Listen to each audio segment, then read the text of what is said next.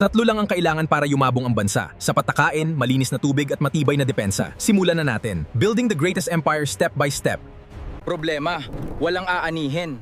Gagawin natin. Papalitan natin ang pananim kada season para laging mataba ang lupa. Dito tayo magsimula. Binhi at kagamitan libre. Turuan ko kayo paano 10x dami ng ani. Mag-iipon tayo para sa panahon ng kagipitan. Siguradong busog ang bawat tahanan. Madumi at kulang na tubig. Gagawin natin. Dudaluyin natin ang tubig mula bundok hanggang bayan. Step 1. Water Infrastructure Plan. Naghukay ng mga daluyan, nilagyan ng bato at semento para matibay. Gumawa ng filtration system gamit buhangin at uling. Linisin muna bago ipainom. Walang sakit, siguradong malinis. Tubig para sa inumin. Tubig para sa taniman. Solve na problema natin.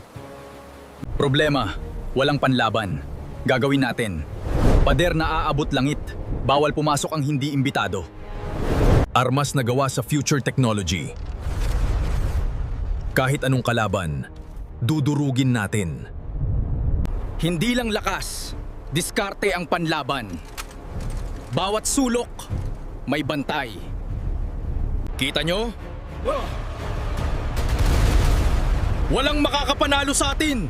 Ligtas ang bayan natin! Mula sa wala, ngayon wala nang makakapantay sa atin. Triple threat, food, one water, defense max level.